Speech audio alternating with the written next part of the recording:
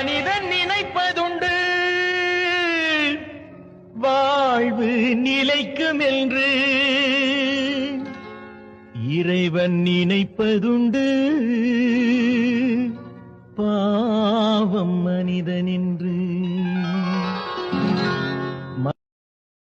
Download ShareChat.